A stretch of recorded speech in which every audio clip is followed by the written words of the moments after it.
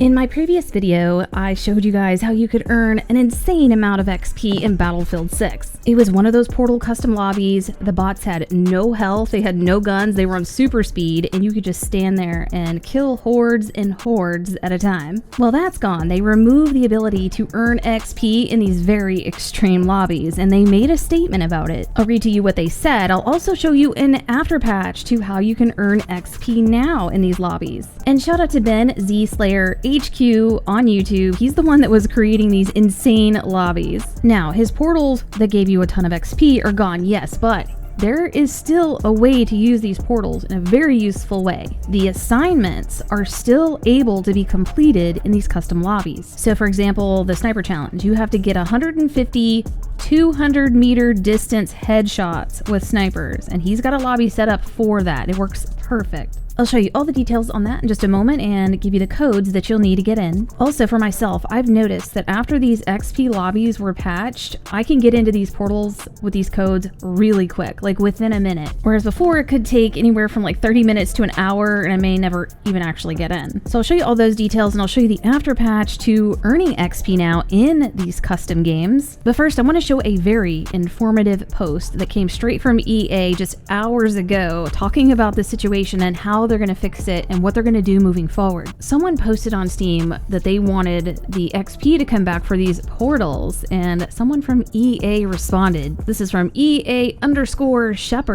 saying, "Hey there, we appreciate the replies and feedback on this, so I put together a list of what we're hearing. Many of you want full progression in solo co-op and on curated custom servers, not just in match-made PvP. There's real frustration about expectations versus what shipped. Our messaging around progression eligibility wasn't clear. Some of you worry about stat leaderboard integrity and bot farm exploits. Players with limited time prefer low-stress PvE and still want meaningful unlocks." The next line talks about something they're testing: progression in PvE and curated servers. They say, "We're enabling account XP and unlock track progression in solo co-op and a curated list of community servers." Then they talk about how they're going to protect the stats. They said KD, leaderboards, and certain mastery tallies won't update in these spaces during the testing. But if the data looks good, like low exploit noise, we'll expand eligibility. Then they talk about the things they're going to be checking to see if these lobbies are legit. So their anti-farm guardrails will be checking for minimum difficulty, activity checks, AFK loop detection,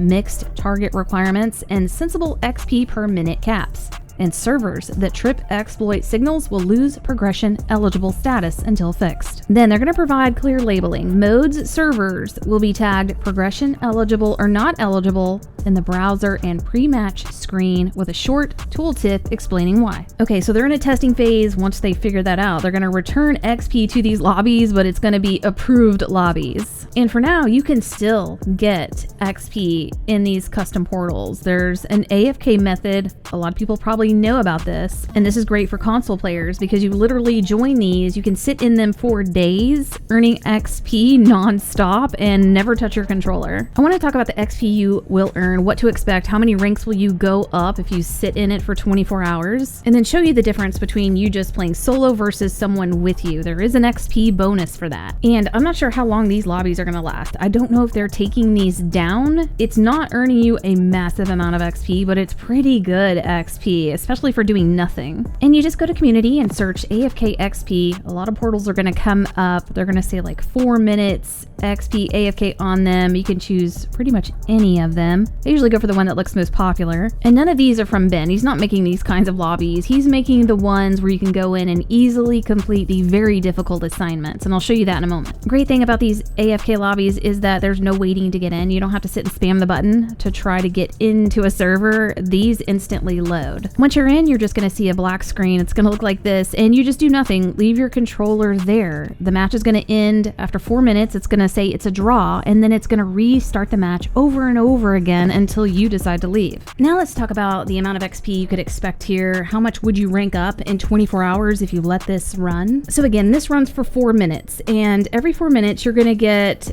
a base of 3,300 XP. There's a bonus if you own the game that's going to put you up to 3,465 XP. And you can earn even more XP bonus if you have another player with you. I'll show you what those numbers look like. But this is for solo. So every 4 minutes the match ends, but it takes a minute to load back in. So you're technically getting 3,465 XP if you've got the owner bonus every 5 minutes. And after 24 hours, that's going to be a combined total of 997,920 XP. I then wanted to calculate how many ranks would you go up? Like, what could you expect after 24 hours? So I looked at the progression bar and I just took that 3,300 base XP green segment and then put it into Photoshop and cut it up and duplicated it all the way across the progression bar. And if this method is accurate, it means you need about 100,000 XP per rank in the 60s, which calculates out to earning about 9 ranks per 24-hour period. Now let's look at the XP and compare to having another person in your match. So I get 5% because I own the game, and then I'm on PlayStation. So I'm getting 5% by having someone else in my game and another 5%